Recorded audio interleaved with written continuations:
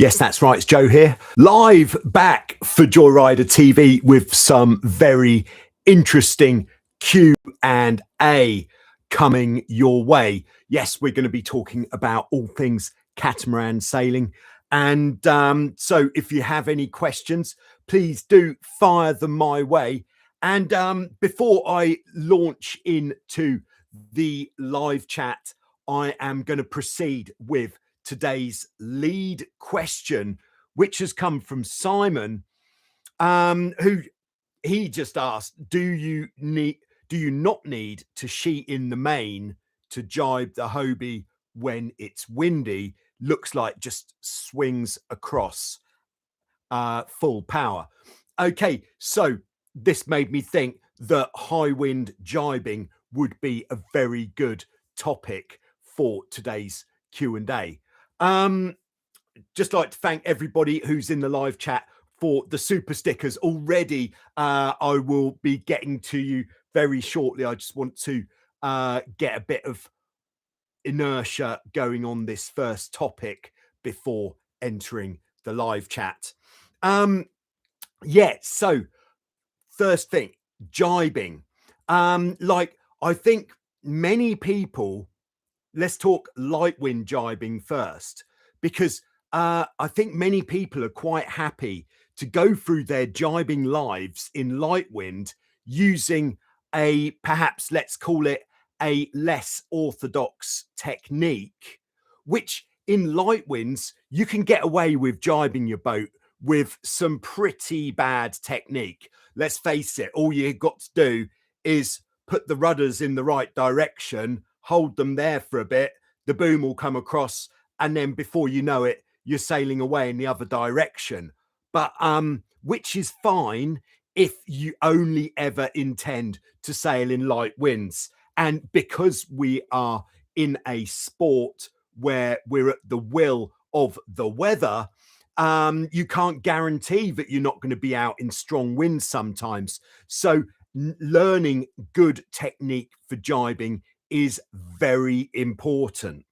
So we'll just go through the steps of good jibing, and then we're gonna just arc it up as we go into some heavier wind jibing. So before we even think about jibing, we want to make sure that our boat is sailing on a proper catamaran sailor's broad reach, which I would think, as many of you would know by now, that is with the apparent wind coming across the boat at 90 degrees. So we should all have our boats equipped with some sort of wind indicator. I think that my personal preference, not just because it's cheap, but because it works so well, is just a piece of videotape tied to each of the bridle wires. That tells you perfectly what your apparent wind is doing on the boat. Quick recap on apparent wind. Sorry if you already know this, but apparent wind, this is the true wind. This is the wind that's blowing. Then we create wind by moving forwards. This is what we call the induced wind. The apparent wind is the combination of the true wind and the induced wind. The angle that we want to be sailing the boat downwind on is with the apparent wind on 90 degrees. So with these tapes flying straight across the boat, and that is the angle from which we should initiate our jibe. Yeah, so that is point number one. Establish the correct course before we initiate. Then step number two, we need to check the area that we're going to jibe into. So if using the small boat, if we think, okay, we're going to be jibing down this way, that means if you're sitting on what would be the normal side of the boat to be sitting on, opposite the sail, it means you need to look underneath the sail just to make sure that you are completely clear when you jibe. And that's not just the kind of when you jibe completely clear. Like if you do happen to find yourself on a race course or in a congested waterway where water sports are popular, if you see that there's a boat coming upwind down here, if this is you, then that means that after you've jibed, you are going to be on some sort of collision course.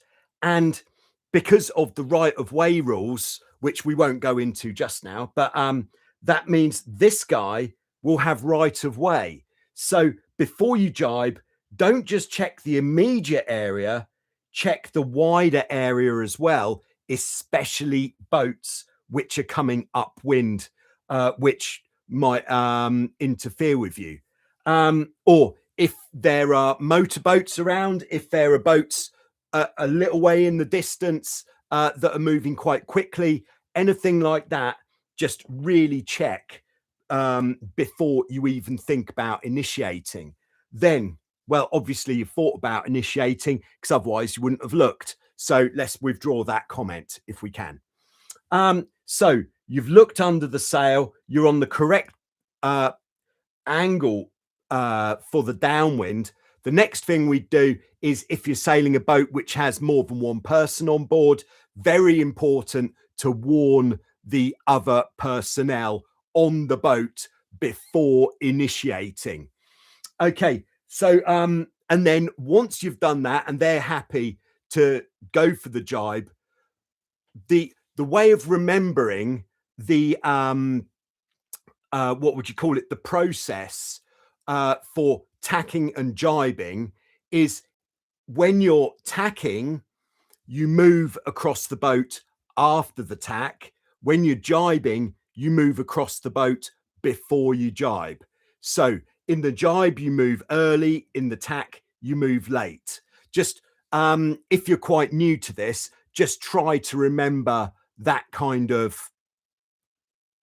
structure to the technique. Okay, so we move before we jibe. So what we're going to do is we're just going to move into the middle of the boat.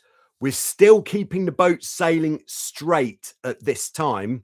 So you might have to look, you're going to be on your knees facing the back, and you may need to look over your shoulder to make sure that you are still going on the same course, because we don't want to come off our course.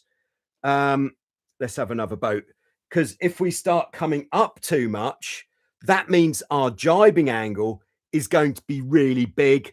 A really big jibing angle is going to mean that the boat has almost stopped by the time we're pointing straight downwind, which means the sail is going to load up with pressure, and whammy, it's going to slam across really hard. So we don't want to head up before we jibe. And in the same way, we don't really want to go down before we jibe. We want to initiate our turn from the broad reaching angle. So as we move into the middle of the boat, just being very mindful of our course. Might be easier said than done until you get a bit of practice behind you. And then once you're in the middle of the boat like that, at that time, we're going to put the tiller extension across to the new side. So round the back of the main sheet onto the new side, and we're going to grab the tiller extension on the other side of the main sheet. So there's the boat looking from behind. There's the traveller car. So when the traveller comes across like this, we're not going to have our arm in between the traveller and where it's going to go, because there's always a chance, even if your intention is to use really good jibing technique, you might get a bit of a slammy jibe, if I can call it slammy jibe, which means if your arm is in between the traveler, which means the main sheet, and where it's going to go, you might get hit quite hard in the arm, which could cause injury. Yes, this is serious. So we're grabbing the stick on the new side. So here's the stick on the new side, grabbing it from here before we initiate the turn.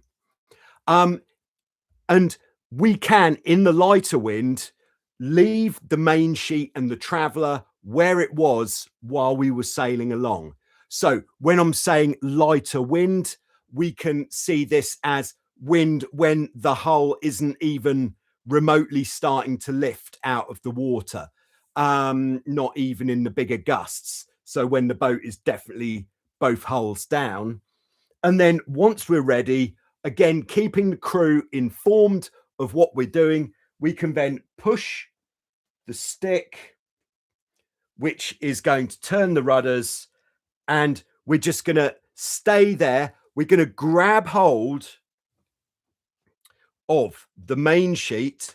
So this is the main sheet going up to the boom. We're going to grab hold of the main sheet here, and we're not going to force it across. We're just guiding it across the boat. So grab hold of the main sheet, push the stick, guide it across. You can use the main sheet a bit to stabilize yourself as well. The stick can be pretty much resting down on the boat on the other side. So it's not like you're having to juggle the stick and you're all off balance. You can use the fact that the stick is resting on the boat to help to slow your steering slightly. That's going to be very helpful. So you can initiate the turn and then bear a little bit of weight down on the stick so that it stays with the rudders in the same position. Very nice. And then by guiding the main sheet across with your hand, it means you know exactly when the sail or the boom is coming over your head. So you'll know exactly when it is that you should duck to avoid getting hit on the bonce. Bonce is English for head at times. Yeah, so, and then as soon as the boom has come across, we're going to straighten with the rudders, sit onto the new side of the boat, look forwards. So as long as you've got the stick in your hand, looking forwards as soon as you can is really going to help, because looking forwards, this is the future. If you're looking behind you, that's the past. That's already happened. Forwards is the future. So just look forwards. You'll see what's coming. And then you can start to adjust your course to get it back onto the 90 degrees apparent wind, and grab the main sheet, adjust the sail if you see fit to do so. But there we are. We're going across to the other side of the boat before, or into the middle of the boat would be the preference, reaching the other side of the main sheet to grab the stick, initiating from there, guiding it across. Very nice. Okay, so that is the light wind jibing technique. Okay, we're going to go on to the stronger wind technique. How can we make a nice jibe while the wind's up? But before we do that, I'm going to say hello to everyone who's checking in the live chat. So I'd like to start off by saying hello and thank you very much for the super sticker to Tim. Tim, you might have seen in a few episodes of What Went Wrong, famous for the Peter Pan sales of Hobie 16, Falls Lake, North Carolina. By the way, I've just spent the last 2 days going through the 2025 Speed Stick results, the update, well, the end of year video, and I'd have to say it's some of my best work. That is going to be coming out on Sunday at the usual time. Channel members might have seen it already, because channel members get early access to the videos, just so you know. Yeah, so also as part of this end of year speed stick coming out, I have been working for quite some time on getting all of the leaderboards onto the website, so that we've got 5 leaderboards.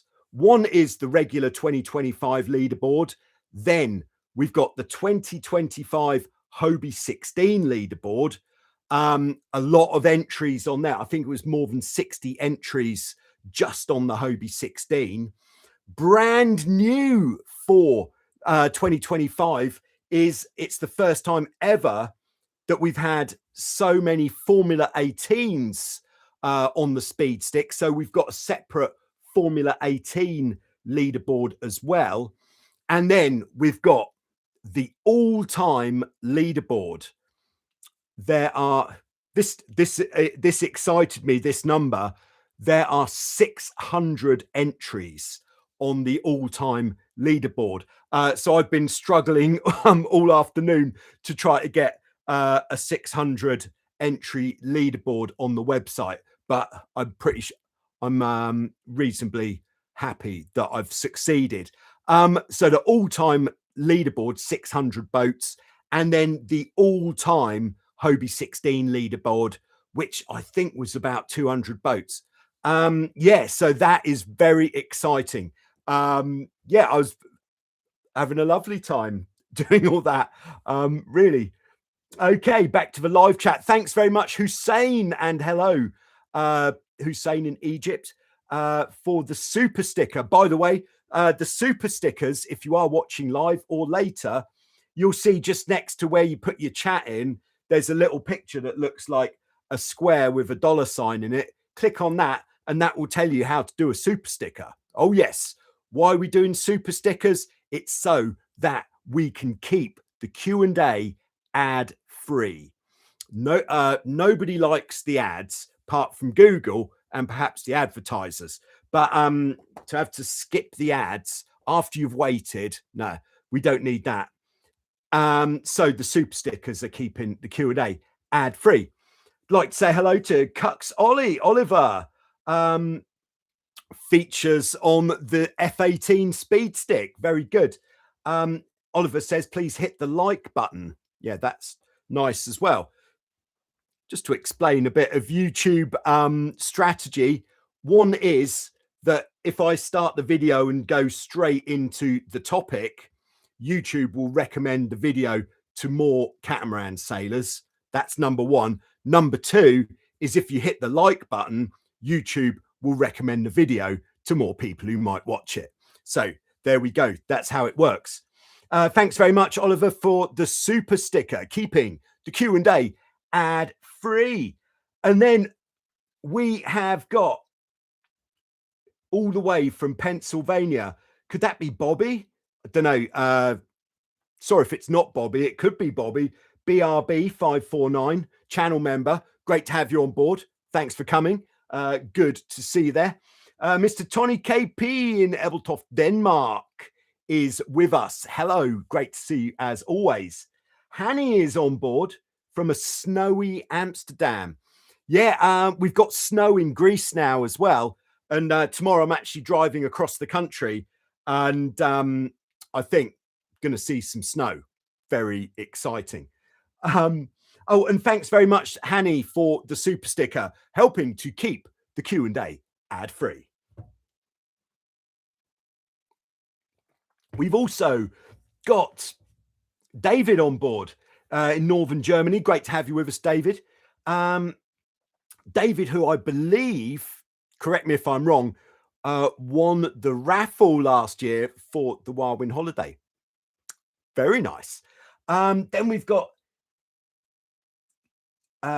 Eskist or Skis T from Utah. Who could that be? Hello. Great to have Utah on board as well. Yeah, I'm closer to Utah since my visit to Hilton Head, South Carolina than ever. So great to have a bit of Utah in the live chat. And we've got a bit of San Pedro, Belize on board. Powder Dog, good morning. great to have you with us. I think this is the first time we've had Belize in the live chat. All right, Christian's on board on Galiano Island, British Columbia, Canada. All right, yes, Christian, I've got a preloaded question with your name on it. And once we've finished talking about jibing, then we will be getting to that question. Okay. So continuing, we've got Charlie Sailing on board. Happy New Year. Happy New Year to everyone, by the way. First one of the new year. Charlie says, I had my interview last night for the Wildwind Beach team job this summer. Yeah, Charlie, if you have any resistance in getting the job, just let me know and I'll see if I can smooth things out a little bit. But I'm sure that it will have gone very well. Yeah, so Wildwind currently recruiting for the 2026 season. Are you available for the summer? Do you like catamarans, dinghy sailing, and speaking to people? Are you reasonably fit? Can you work for 12 hours a day in the sun, dragging boats up and down the beach? Can you do that? There is sailing involved as well. Do you speak German? That's a really good one, actually. If you speak German, that gets you the foot in the door.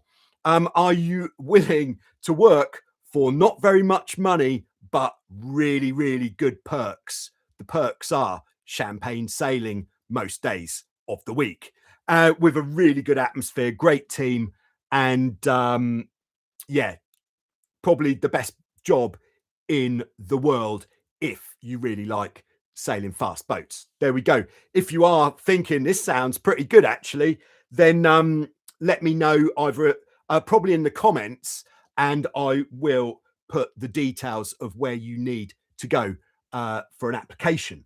Very good. Good luck with that, Charlie. Oh, Laura's on board from the Sippy Crab Pat. Yes, great to have you with us, Laura. Hope you're not skiving off work. Oh, and BRB is the one, the only Bobby Bruce, the captain of the Hobie 21, which me and Laura were lucky enough to sail on when we were in Hilton Head. And in fact, we've got a cameo appearance from Bobby Bruce on the Speed Stick video, which is coming on Sunday. Or actually, you'll be able to see that already. Channel members, you see, perks. All right. That's right. This is Bobby Bruce. All right. And we've got Austin on board as well. The original Austin. Are you kidding? No way. Everybody is here. Wow. It's like a reunion. Recently changed username since nobody knew who Skeest was. Well, great to have you with us, Austin, as well. And you're joking. We've only got the main man from Hilton Head in the live chat as well. Joe's with us. Bone Crusher. Great to have you with us, Joe. Yeah, so it seems that everybody is assembled. Now, if you're feeling a little bit left out of being in the gang, there's a place that you need to go. It's called Hilton Head. It's in South Carolina, USA, and there will be a gathering of like-minded individuals towards the end of October. I'm going to be there. I'm running a 2-day clinic, race clinic. So if you haven't raced before, great opportunity to get some racing knowledge, and it is a good time. There we go. All right. So let's continue talking about jibing, shall we? All right. So heavier wind. What is the difference when we're jibing the boat in more wind? Okay. The first difference is timing is very important. Might have to move some of this, or actually we could go down here, I think. Okay. So timing, what we're looking for, like we're sailing downwind on our regular catamaran sailors broad reaching angle. Now, if you know, this is if we have the, what would you call it? The opportunity to basically jibe wherever we want, just depending on what the wind is doing in that particular place. So if we have got that opportunity, what we want to do, we sail along on our broad reach, making sure that we are definitely not sailing too close to the wind. If we are sailing a little bit further downwind, that is better than sailing too close. Because like I said, if we're sailing too close to the wind, then the angle that we have to turn through, put this here, is going to be much bigger before we jibe. And what we're trying to do, especially in the strong wind, is we're trying to carry our speed right up until the point that the boom has gone across. Because if we've still got speed when the boom goes across, then that means it will be a good jibe.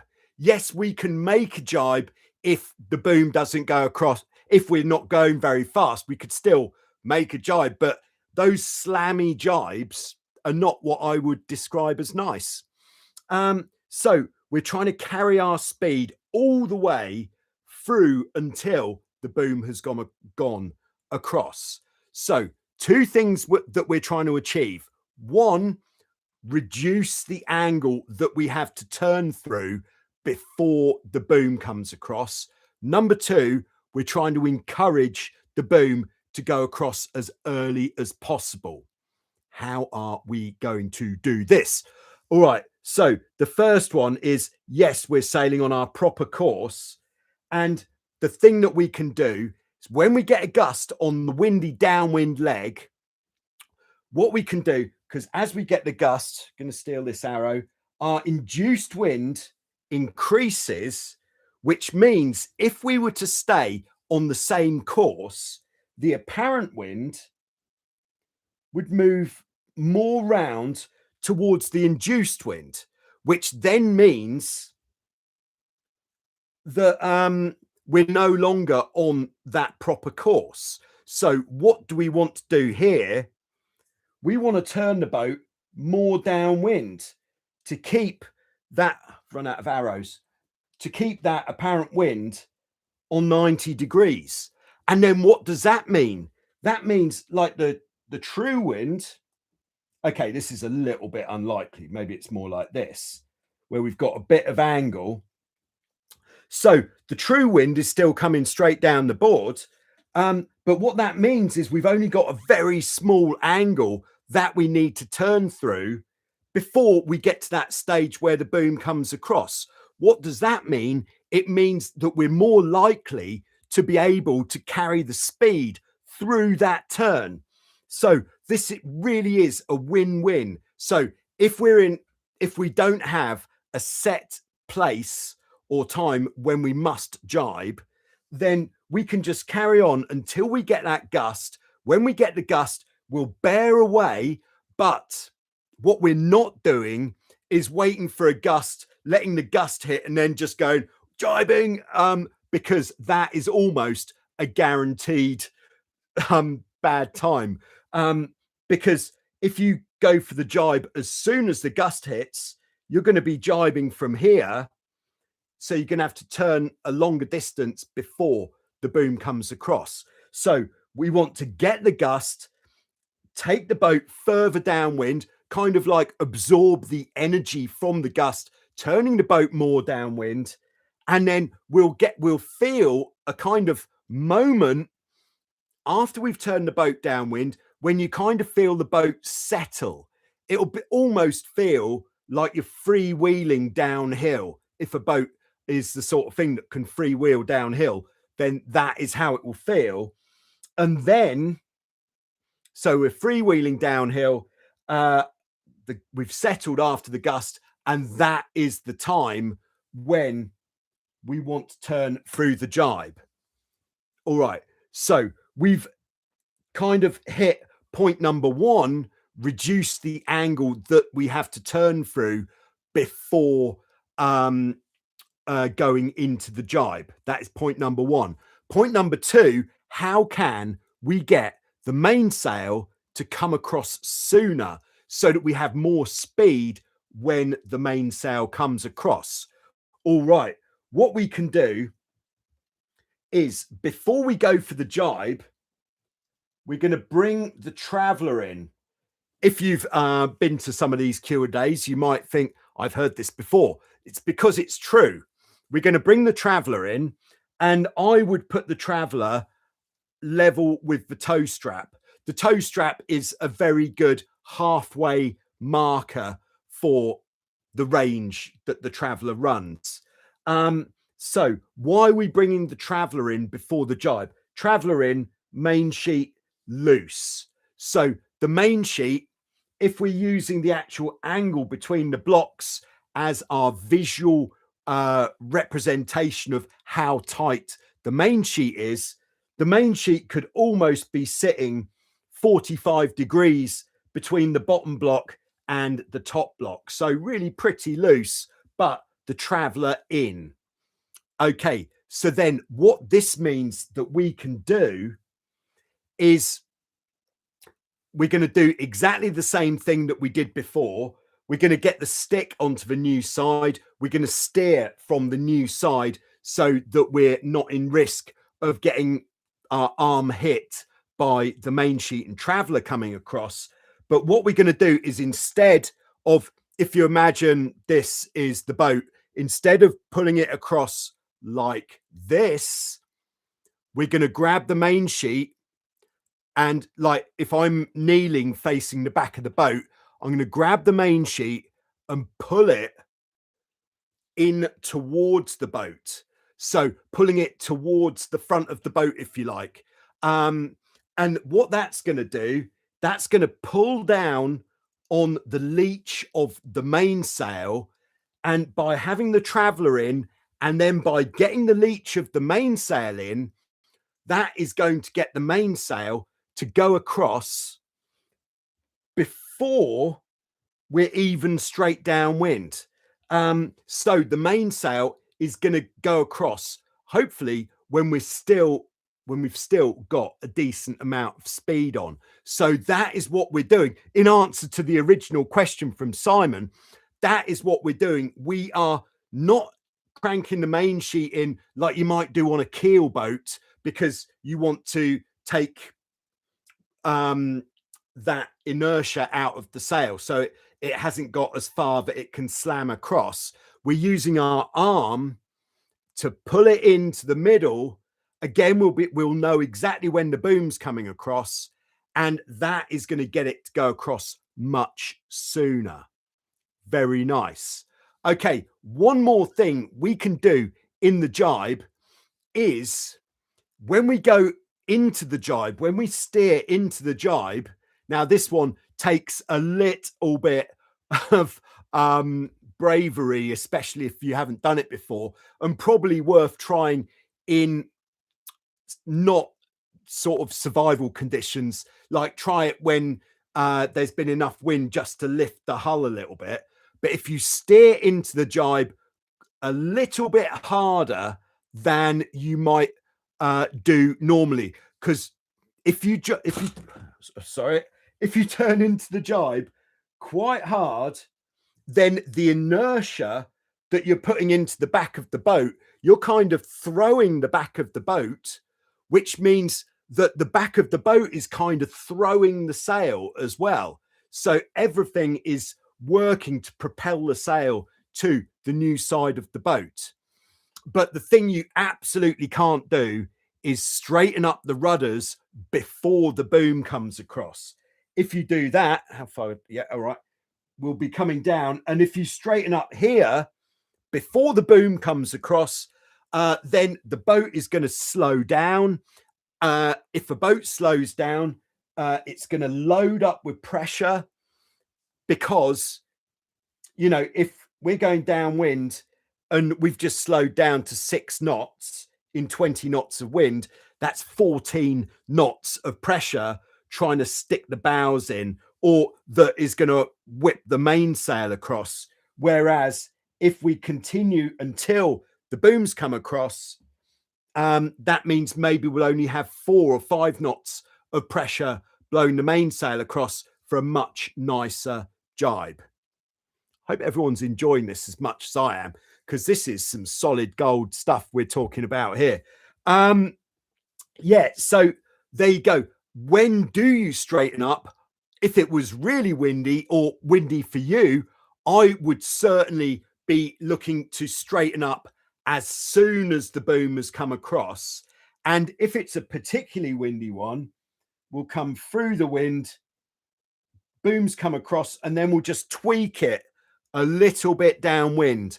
But if you tweak it downwind before the boom comes across, then again, we're going to load up with pressure. So there's some timing there. So don't worry too much about the tweak unless you've practiced this tweak back downwind in less wind. All right, what about if it is absolutely survival conditions, but you absolutely must jibe? Now, this was, I think, when it would have been maybe in September. I went out and did a video on this on the Hobie 14, jibing in very strong wind. And what I found on the 14, especially because the 14 has got zero volume in the bows, which means that if you put a toe out of place, those bows are going to go under the water and you're upside down. So my strategy on the 14, which would work on anything, but if you're worried, if your concern is that you're going to stick the bows in as soon as the boom comes across, if that is your concern, right, we've got the mainsail out really far. So this isn't a nice jibe, but this is a could possibly save you technique. All right, we go into the jibe, boom comes across, and if you feel the back of the boat lurching up, like your rudders are almost about to come out of the water, then, and I would say only then, point the boat up like onto a beam reach. And because you've got the mainsail so far out, you'll already be nicely sheeted out for being on this point of sail. And if we think of how the pressure is working on the boat, when we're down like this, the pressure is pushing that leeward bow down. As we come up onto the beam reach, it's making us want to fly the hull more. So we're transferring that bow down pressure into more of a hull flying pressure. And the hull flying pressure is much easier to deal with. As long as we've got the mainsail really loose, then it's pretty unlikely that we're going to capsize sideways. So that is a little extra might save you technique. All right, there we go. We have jibed. But personally, when I'm sailing in Vasiliki Bay, where it's windy most days, I make a point of jibing on pretty much every sail that I go on, just to make sure that I'm still feeling pretty good about jibing in the heavy winds. If you go through your whole sailing life avoiding jibing in heavy winds, you're never going to get there. But that's not to say, all right, it's blowing 25 knots, go for a jibe. But what I would say is in 15 knots, then go for more jibes than you need to, so that you're practicing. Like I did do a video on the #1 way to improve your sailing is whenever you go out sailing, go out with something that you'd like to achieve while you're out. Like even if you're going out sailing on a camping trip, maybe you could think, I'm going to do more jibes than completely necessary. They'll still get us to where we're going, but I'm going to do twice as many jibes. So then we'll go camping, but also I'll have practiced more jibes. But each time you go sailing, just think, if there's something that you don't feel that you're quite so good at, just do more of that and do it in such a way that you feel you can identify why it is that it's not working so well for you. Or if you can't identify why it's not working for you, see you in next Friday's Q&A. Oh yes, there we go. So there we go. A bit of solid coaching there, I think. You're welcome. All right, back into the live chat. All right, so Joe from Hilton Head, he has nailed down. In fact, I knew this anyway, but I just didn't want to announce anything. That the race clinic, which I'll be the principal coach of the race clinic, will be on the 21st and 22nd of October in Hilton Head this year. It is this year now. This year. All right. And also someone I met in Hilton Head, Boris is on board.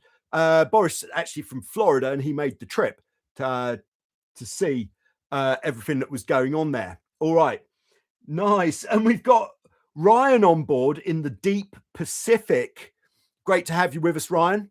Yeah, everyone's here. It's nice. It's like a little get back together reunion tour kind of thing that we've got going on. Now, one other thing. Oh, thanks very much for the super sticker, Boris. Boris helping to keep the Q&A ad-free by using the super sticker. Thank you. All right. One other thing with the Gybe. Okay, and this is something that I find very, very useful before the start of a race. All right, let's just bear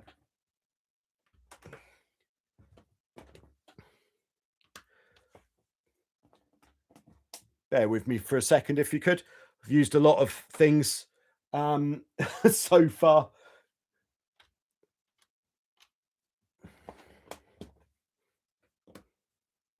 All right, so let's say we've got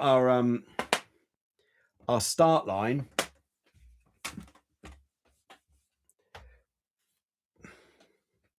And we've sailed across the start line just to have a look, see, just get a feel for it. And we want to turn to go back the other way. Then you don't want to, if you're going out for a race, you want to go out with as many tools as possible that you can use. And one of the tools that we want to be able to use is to gybe, even if it's windy, so we want to gybe without feeling that we're risking capsizing by going for a gybe. Because maybe if we're going this way and you're like, oh, we don't want to gybe, to get enough space to tack round, you might have quite a lot of traffic down here. You're going to have to do something like this, which is going to be quite a clanky old maneuver. So you need to be able to gybe. And although one of the things that I talked about just now was when we're jibing in heavy wind, we're wanting to reduce the angle that we're turning through. But if we're in this sort of pre-start thing, yes, jibing is quite common from, like, we'll be on a beam reach and then we'll just jibe like this. How can this work? Yeah, this definitely main sheet and traveler, as we just spoke about, but we're going to be on this beam reach with not much power, and we're going to turn into the jibe really pretty hard. So this is a full commitment maneuver. Going to turn into the jibe very hard, and we're going to use this pull the main into the boat kind of thing to get the mainsail to go across earlier. So by having the mainsail out, it means we can turn downwind really pretty quickly, which gets this inertia at the back of the boat, this whip of the mainsail. So the mainsail gets kind of whipped into the middle, combined with pulling it into the center of the boat. And then we head up straight away out of the jibe, so that then we've got that same effect that we just talked about, where the sail's so far out that we are underpowered again. But if we're going to do that, we just need to make sure that we're clear of traffic, because to give it the big wang like that is, you know, it's full commitment. If there's other boats in the way, then it's not going to work. Okay, you can take it or leave it, that one. But it is certainly something that I enjoy doing. When I'm back on the water, then we'll do a whole video on beam reach wanging jibes, let's call it. Okay, so here we are. Yes, so Christian from British Columbia, Canada, he asked, he said, I know people don't usually carry a paddle on catamarans, but they're so handy for, well, paddling. Yes. Where would be a good place to clip a paddle so that it's out of the way but accessible nevertheless? If you have crew, you can push a paddle into the water anywhere. Yes. No, I completely agree. I think if you're going out, perhaps the wind isn't going to be particularly strong, and you really don't have any possibility of having a tow from anyone, then having a paddle on the boat is a really sensible thing to do. Now, I'm just sort of thinking on my feet here. If you were sailing a boat which has a loose-footed mainsail, that would be a boat like, this is announcing some new props as well. Oh, yeah, new boat for the Q&A. Thank you very much. So,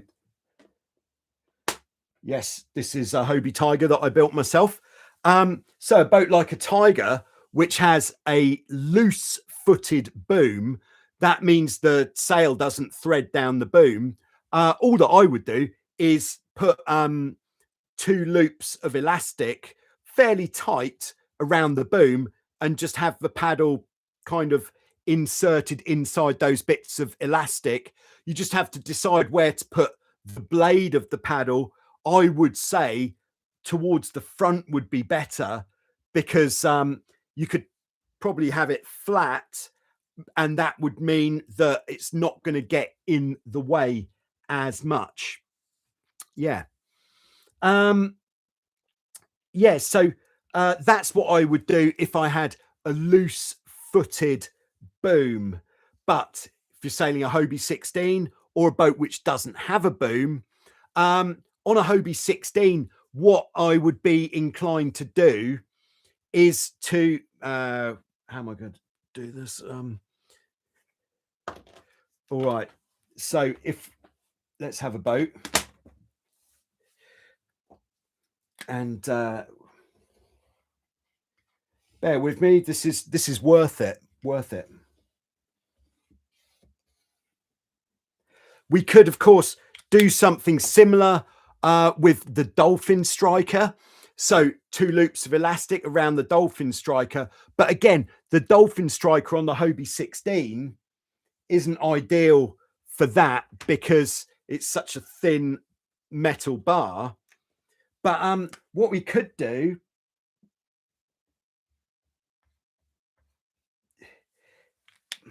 is either, in fact, I wouldn't try to push it through, but what we could do is underneath the trampoline lacing, put some elastic in there between the eyelets of the trampoline lacing. Yeah, I suppose now that we're here, it's picture's a bit pointless, isn't it? But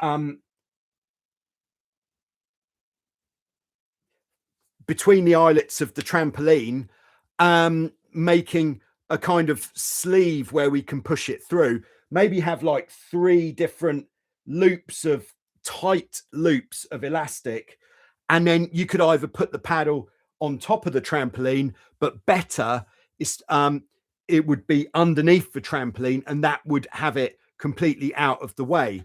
I think if you are going to be doing some serious distance when you might be using a paddle, I would take a stand-up paddleboard paddle so that you can really get some power into it, rather than like some sort of little compact paddle, which, imagine having to paddle with one of those for an hour, for 2 hours. That's not a fun time. But a paddleboard paddle, you could actually, your crew could actually be standing on the bow of the boat, paddling like they're on a paddleboard. It's going to be a much better position for them. They're going to deliver more power, you're going to get more speed. And yeah, it's kind of like built for it. There we go. That is what I think on the topic of the paddle and where to put it. All right. So Joe says, yes, the full wang. Yep, full wang coming. All right. Oliver says, I strapped it to my boom. Yes. So Oliver sails an F-18. So that means the boom is available. Christian says, for race R2AK, I believe is race to Alaska, I'll have oars and a pedal drive. And I've got to tell you, I love having some extra propulsion. Yes, that is very useful. Yeah, okay. So Christian says, this question was asked in context to the very excellent launching module in the new Joyrider TV classroom series. Yes, I don't think I mentioned the classroom series yet. Yes, I've been, this was an idea of Hussein's, who is Hussein in Egypt, because the Q&A, like we're doing now, is very useful. But if there's a specific bit of information that you're trying to get hold of, going through all of the Q&A videos to try to find it isn't the best way. So Hussein suggested that I record modules on different topics, and that is exactly what I've done. Just completed module number 9 this week. Each module is around 1 hour of instruction delivered in this kind of manner, and split into 5 or 6 chapters, which are easy to digest. So my recommendation to the viewers of the modules would be to do 1 chapter each day, if you can maintain that. That's 10 minutes a day. Perhaps take notes if you need to, and that way it can really go in. Or watch the same one twice, of course. But it really is there to give you a deeper understanding of all aspects of catamaran sailing. Now, you may ask, how can I access this fine material that you've been putting together? Funny you should ask.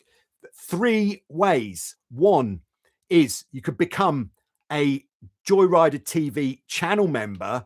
Now, there's 2 different levels of channel membership, and it's the Joyrider Academy channel membership that you need to access these modules. But there is a lot there, and I'm going to keep making a new module each week until we've got 20, and then I'm going to take a day off, I think. Yeah, so that will be a serious amount, 20 hours, more than 20 hours of instruction. Yes, so that's one way, channel membership. Second way is on Patreon. It's the same price whether it's channel membership or Patreon, where on Patreon you could either subscribe, and you could subscribe and try to watch them all in a month and then, you know, digest it all. You could set up your video camera in front of your laptop and film them all so you can watch them later on. Yeah, that's nice. Or the other thing you could do on Patreon is you can actually buy the whole course, and that includes everything that is still yet to come. So another way you can do it. So if you're not so keen on these memberships, you know, like, yeah, I'd rather, personally, that's why I stopped using Adobe or Microsoft and stuff. But anyway, all right, Mr. Tony KP with a super sticker. Thanks very much. Says, keep the good working, Joe. Yeah, thank you very much, Mr. Tony KP. Keeping the Q&A ad-free. All right, so just rewinding here. Joe at Hilton Head says, getting the Hobie Tiger ready. Do you like the roller furling jib on the Tiger or no roller furling jib on the Tiger? Yes, that's a good question. It was 2007 when the Hobie Tiger went from rolling jib as standard to no rolling jib. And the reason why it went to not having a rolling jib was because the Tigers started having a fully battened jib, which of course you can't roll battens. Yeah. So the first time I sailed the Tiger without the furling jib was at the World Championships in South Africa in 2008, and it was windy, and immediately I just thought, I missed the furling jib. I don't care about the performance, but when you're coming into the beach and your jib, mylar jib, is flapping, making a hell of a noise and sounding very expensive, yeah, that was pretty painful. I wanted the furling jib, but the performance of the boat is much better with the fully battened jib and much better without the furler, because the thing with the furler is it means that I'm not going to draw this actually, but it means that the tack of the jib has to be that much higher up just because of the actual mechanics of the size of the furling drum. So all in all, better performance without the furler, but better convenience with the furler. There we go. That is what I think about that. All right. So Christian says he's going to, if he gets accepted for the race to Alaska, because I think you have to put in an application and they will tell you if you're allowed to go. It's a big race. He's going to do it on an 80s Supercat 17. Woo. All right. Okay. So just, okay. Hussein says, the way the modules are made really helps diving into one topic and fully understanding it. Great effort and a must watch for any serious catamaran sailors. Watching once is rarely enough, though. Thank you, Hussein, and thanks again for the idea. It's really kept me busy. That is for sure. Other things that have been keeping me busy. I've also been doing with some of the guys from Texas. Sorry, I think it's Lee and Greg from Texas. I've been putting together these short videos, which I've now decided I'm calling them boat explainer videos, which are basically informing about different types of catamaran. And the original idea behind it was, if somebody was looking on Facebook Marketplace, for example, and they saw a Supercat 17 come up for sale, they might think, I don't know if that's the right boat for me. How do I know if that's a good choice? Then I'm putting these videos together, again, one a week, so that in 20 weeks, that'll be a good amount of videos, so that then you could just find a video, watch the video, and it will tell you if it's the right boat for you. Easy. Otherwise, come to the Q&A. Easy. But that is something else that is going on. And just finally, I think I'm going to sign off. But finally, before I sign off, yes, new speed stick video on Sunday. It is some of my best work. And it's also introducing the new leaderboards, which are coming, which are out at the moment. I think some of them are anyway. You can have a look on the website. I'm going to be doing more work on that tomorrow to try to get all of the leaderboards up and published. But I'm pretty sure actually that the new all-time leaderboard is now available to look at, over 600 entries. That is great. Going to try to get 500 entries on the speed stick this year. That would really be great. So I think maybe a goal for this year for everyone is to get on the speed stick, even if you're not pushing the boat very hard, just so that you've got that number that you've recorded. It's on the speed stick. You know, for me, it's because I like having loads of boats on it. But for you, it's where you are, where you were. So in the future, you can look back and go, I was there. Now I'm here. There you go. All right. Have a great weekend and see you soon with some more on Joyrider TV. Thank you very much for coming. Yeah, that's a good question, Boris. All right. Yeah, I am launching with Declan, who is who's been supporting Joyrider TV for a long time. I sailed with Declan in the Archipelago raid the year before last, and Declan is helping me to make the Joyrider app, which is going to be the perfect thing for tracking speed. It's coming, but I'm thinking in the next couple of weeks, then we'll go into a testing period. So what the app is going to do is mean that you, a bit like with Strava, you press record when you go out. When you come back in, you hit finish. It will say upload to speed stick, or maybe I should make it do that automatically if it's your best speed. We'll see. Still decisions to be made, but that is coming soon. Very exciting times there. So of course, I'm going to let you know when that's out. Good luck to you all.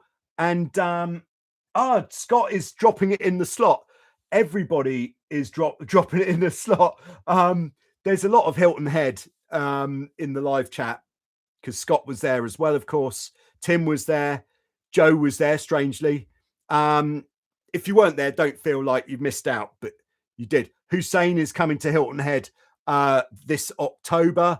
We'll make it happen. I'm actually going to be going to Egypt in the next couple of weeks to see Hussein, do some coaching there, and I'm going to talk him into it. There we go. Thank you very much. See you soon with some more.